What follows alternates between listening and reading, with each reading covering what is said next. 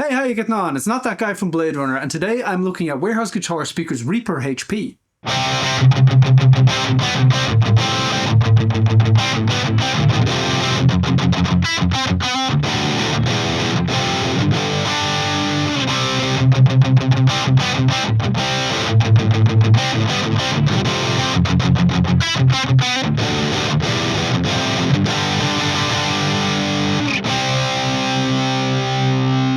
Righto, Warehouse Guitar Speakers.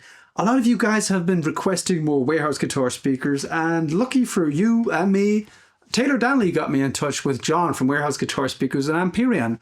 We had a long conversation earlier on this year, and he sent me 4 speakers to show you. Unfortunately, they were held hostage by UPS in their torture facility in Cologne for more than 2 months, despite me calling several times and sending several emails. My UPS driver is awesome, but as an organization, you guys need to do better. That sucked. Also, they charged me out the butt for storage fees that I didn't want. Well, thanks UPS. So strictly speaking, this needs to be considered paid promotion, I think, at least according to YouTube's rule, even though I technically paid for them, UPS at least. Anyway, I just needed to get that off my chest. I chose the Reaper HP out of the ones that they sent me first because I believe it was requested a few times. I'm going to stick it in my Marshall 1960 AV cab next to me right here, next to a Celestion Vintage 30 from the year 2024. A new UK-made Vintage 30, sounds very nice, very smooth. And the Reaper HP is going to go on this side of my cab. Both the speakers are going to get up with Shure SM57s on these neat gravity stands here.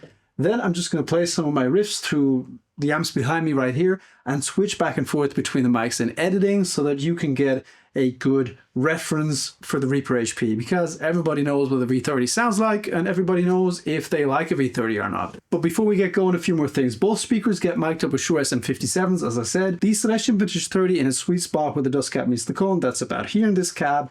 And the Reaper HP is going to get mic'd up in the same position at first. That's the reference position, so same relative position from the center of the speaker to the center of the microphone, so I can give you an apples to apples comparison. But the way I do these things, if the speaker I'm demoing has a different sweet spot, I move the mic to that sweet spot later on in the video. In this case, I wouldn't say sweet spot, but I couldn't really decide which position I thought sounded better, so I'm just going to call it alternative position. So later in the video, I'm going to move the microphone to the alternative position. You'll be able to tell on screen. I'll put writing there for you guys. And to further help you assess if this speaker is something for you or not, I'm going to provide you with some free IRs for you to do your own testing at home. One for the Vintage 30 and one for each microphone position I use for the Reaper HP. So that's 3 IRs in total. And if you like these IRs, you might want to consider becoming a Patreon of mine, where I upload IR packs for all the speakers I'm demoing. At this point, there'll be hundreds, probably thousands of IRs at this stage for a $5 a month. That's where it starts. So if you like my IRs, I think that's a good deal. Now, I'm sure I've forgotten something. I'm going to put the Reaper HP in this cab now. Yeah, and I'll meet you back for the playthrough. Righto, almost good to go. I'll be using my PRS CE24 in drop C sharp today, as well as my Henry Snake in drop D. For amps, I'll be using my Dietzel Herbert Mark 1, the Randall RM100 there with an SLO module, and the Freie Pitbull module, and of course the EVH 5153. I'm not sure if I'm going to bother with captions for what amp is playing on screen because it's not really pertinent. But if you want to know, LED 1 for amplifier there is the Herbert, LED 2 is the Randall, and LED 4 is the EVH. Yeah, you might have noticed this cool stand here. Palmer hooked me up with a care package. I needed some help. I've also got a pedal board with a pedal board camera now, because previously I would balance the boost pedal on top of the amp, which looked okay, but more often than not, the pedal would fall off the amp. And I think the foot switch of my King of Yellow has got damaged in the process. So it's looking a bit more professional down here now, so I'm very happy with that. Thank you very much, Palmer, and I think that should do it. Let's listen to some tones.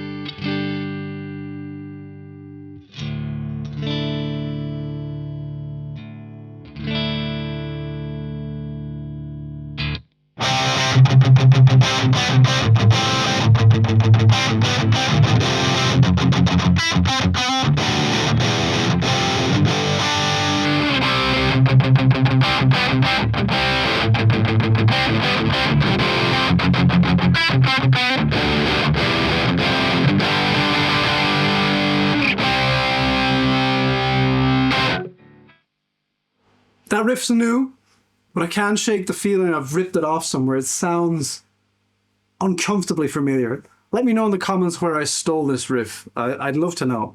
Before I continue, I'm going to move the microphone for the Reaper slightly further outside for an alternative miking position. Okay, I'm back.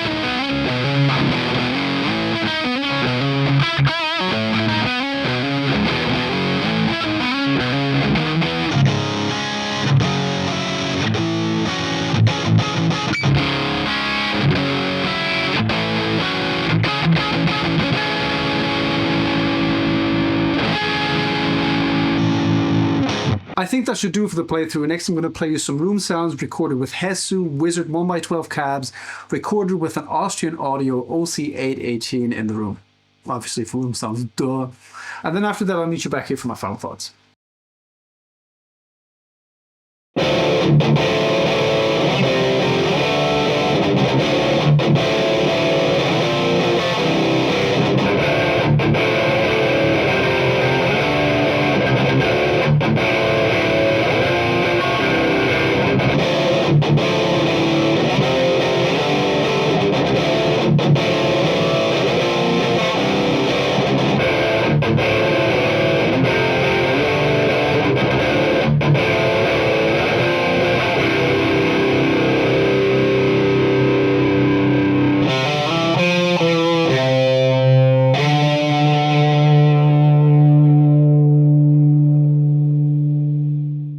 So what do you think of the Warehouse Guitar Speaker's Reaper HP guitar speaker?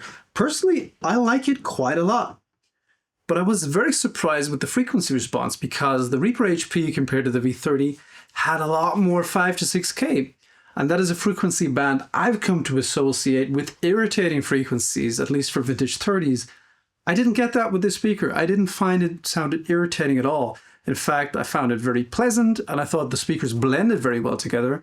maybe because they leave each other space there. And that really tells me that it's more than one frequency that I need to pay attention to, or more than one frequency that we should be considering when evaluating speakers. I think perhaps because the Vintage 30 is so high mid heavy, so 2 to 4K, if in addition to that it has a lot of 5 to 6K as well, it might become overwhelming. It might just sound unpleasant.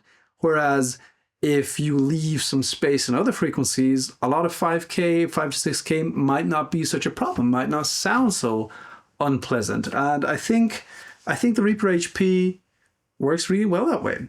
And one thing I want to say is I really like the look of Warehouse guitar speakers. I think they really go above and beyond. They've got different colored baskets, nicely finished. Those stickers always look cool. One thing though you should know, these foam gaskets on Warehouse guitar speakers are extra thick. They're much thicker than they are on Celestions and the Eminences and Jensens, I know. So if you have a Marshall cab and you want to put Warehouse guitar speakers in there, you might want to consider buying some longer mounting screws, because the stock ones in this Marshall, they don't reach the thread. The gasket's just too thick. That's just something you should know. That's neither good nor bad. That's just something you need to know. So yeah, let me know what you think of the speaker in the comments below. Check out the free IRs, and if you like those, consider becoming a Patreon for the paid IRs, the hundreds and thousands of IRs that are up there already at this point. And if you want to support me, there's affiliate links down below. Thank you so much for watching, and I hope to see you in the next video. Bye bye.